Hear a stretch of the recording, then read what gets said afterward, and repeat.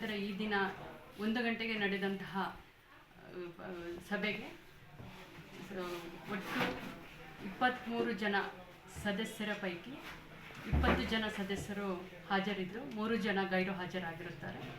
ಅಲ್ಲದೆ ಈ ದಿನ ಬೆಳಗ್ಗೆ 10 ಗಂಟೆಯಿಂದ 11 ಗಂಟೆಗೆ ನಾಮಪತ್ರವನ್ನು ಪಡೆದುಕೊಳ್ಳಲು ನಮಗೆ ಕಾಲಾವಕಾಶವನ್ನು ನೀಡಿತ್ತು.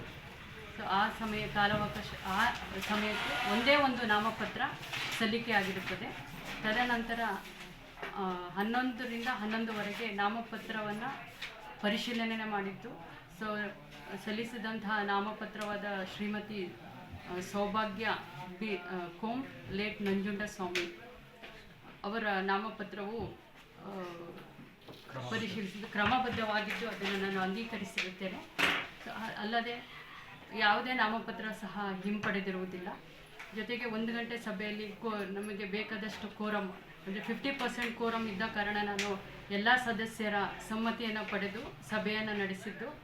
ಸಭೆಯಲ್ಲಿ ಅವಿರೋಧವಾಗಿ ಶ್ರೀಮತಿ ಸೌಭಾಗ್ಯ ಕೋಮ್ ಲೇಟ್ ನಂಜುಂಡಸ್ವಾಮಿ ಅವರನ್ನು ನಾವು ಅಧ್ಯಕ್ಷ ಸ್ಥಾನಕ್ಕೆ ಆಯ್ಕೆಯಾಗಿದ್ದಾರೆ ಎಂದು ಘೋಷಣೆಯನ್ನು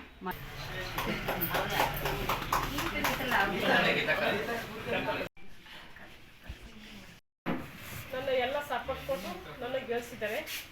ಇನ್ನು ಹಿಂದಾಯ್ತಲ್ಲ ಆ ರೀತಿ ಆಗಬಾರ್ದು. ಇನ್ನು ಮುಂದೆ ಈಗ ಹೆಂಗೆ ಹೋಗ್ಬಿಟ್ಟಾಗವಿ ಹಂಗೆ ಕೆಲಸ ಮಾಡ್ಕೊಂಡು ಹೋಯ್ತಾ ಇದ್ದೀನಿ.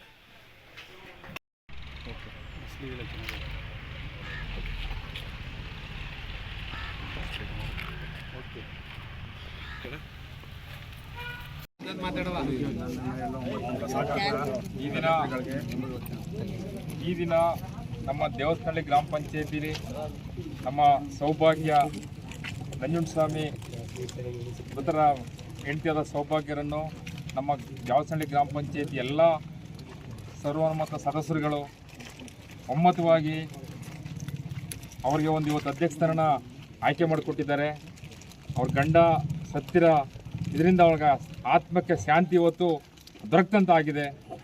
ನಮ್ಮ ಹೋರಾಟದ ಫಲ ಮತ್ತು ನಮ್ಮ ಎಲ್ಲ ಪಕ್ಷಾತೀತವಾಗಿ ಇವತ್ತು ಹೋರಾಟ ಮಾಡಿ ಎಲ್ಲ ಸದಸ್ಯರುಗಳು ಕೂಡ ಇವತ್ತು ಅವಳಿಗೆ ಅಭಿನಂದನೆ ಇಟ್ಟು ಎಲ್ಲ ಒಮ್ಮತವಾಗಿ ಪಾಪ ಅವಳಿಗೆ ಇವತ್ತು ನಮ್ಗೆ ಆರ್ಡರ್ ಮಾತನಂತ ಅಧ್ಯಕ್ಷ ಸ್ಥಾನನ ದೊರಕಿಸ್ಕೊಟ್ಟಿದ್ದಾರೆ.